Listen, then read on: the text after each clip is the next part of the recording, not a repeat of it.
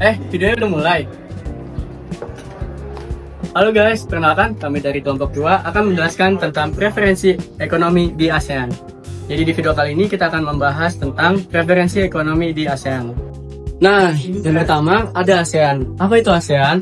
ASEAN adalah kawasan yang terdiri sekitar 680 juta penduduk yang terdiri dari negara-negara dengan kebudayaan, agama, dan ekonomi yang sangat beragam. Karena keberagaman ini, masyarakat di setiap negara memilih produk dan layanannya. Nah, jadi di video kali ini kita akan membahas faktor-faktor yang membentuk preferensi konsumen yang terfokus pada negara Indonesia dan Singapura.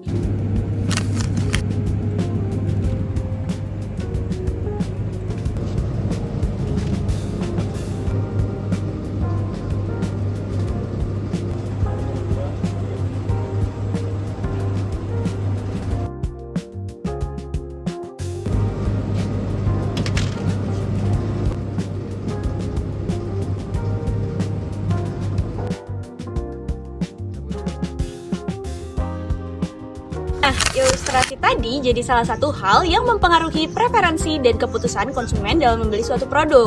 Menurut laporan ASEAN Consumer Insight, Bain & Company di tahun 2023, faktor agama dan etika menjadi salah satu pendorong utama keputusan pembelian di pasar makanan dan minuman ASEAN. Di negara mayoritas muslim seperti Indonesia, Malaysia, dan Brunei, ada aturan khusus seperti sertifikasi halal dari MUI, UU JPH, Jakim Halal Standar, dan Syariah Compliance Order. Semua menekankan prinsip halalan toiban, yaitu bukan cuma halal secara hukum, tapi juga bersih, sehat, dan etis. Sementara di Singapura, Thailand, dan Vietnam yang mayoritas beragama Buddha, banyak orang memilih vegetarian karena nilai spiritual dan rasa hormat terhadap makhluk hidup. Mari kita lihat data ekonomi. Singapura memiliki GDP per kapita sekitar 84.734 dolar Amerika Serikat. Sedangkan Indonesia memiliki GDP sekitar 4.876.000 dolar Amerika Serikat. Jika dibandingkan, tentu Singapura jauh lebih tinggi dibandingkan Indonesia. Perilaku konsumen seperti di Singapura, orang cenderung mencari produk premium dan berkualitas tinggi, sedangkan di Indonesia lebih sensitif terhadap harga dan lebih memilih produk bernilai tinggi tetapi masih terjangkau seperti barang lokal yang memiliki kualitas tinggi dan praktis. Indonesia adalah negara terbesar di ASEAN dengan lebih dari 270 juta penduduk. Sementara itu, Singapura memiliki populasi sekitar 5,6 juta jiwa penduduk. Namun, jika berhubungan dengan budaya, Indonesia memiliki selera tradisional atau lokal. Perusahaan seperti Uniqlo mengadaptasi produk mereka dengan mengintegrasikan nilai budaya seperti batik dan berkolaborasi dengan ikon lokal seperti Indomie dan Gojek. Adaptasi ini diperlukan untuk memenangkan hati konsumen yang bangga dengan identitas nasional. Sedangkan Singapura memiliki selera global dan lebih efisien. Perusahaan seperti Uniqlo lebih mengandalkan konsep global mereka dan bersaing secara ketat pada aspek harga dan ketersediaan merek internasional. Karena konsumen lebih menyukai gaya yang modern, praktis, dan bersifat internasional. Contohnya seperti Love Handle yang populer karena menawarkan menu vegetarian dan konsep eco-friendly. Sementara di Indonesia, tren produk halal dan digital lifestyle terus meningkat. Brand seperti Wardah berhasil menarik perhatian anak muda lewat kampanye media sosial dan citra halal yang kuat.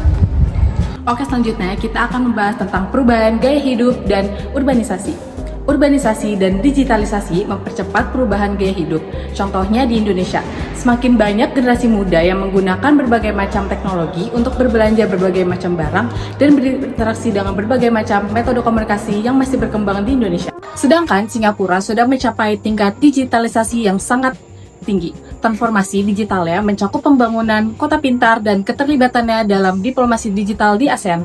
Singapura telah membuktikan dirinya sebagai salah satu negara dengan tingkat digitalisasi tertinggi di dunia, dengan konsumen yang mengandalkan layanan online untuk kebutuhan hidup mereka.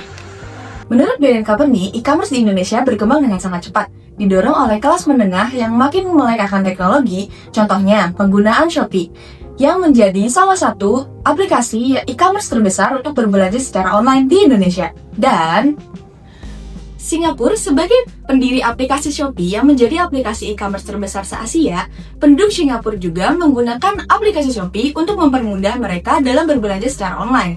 Dengan penetrasi internet hampir 90%, kedua negara ini menjadi pasar yang sangat matang untuk konsumen dan layanan premium secara digital.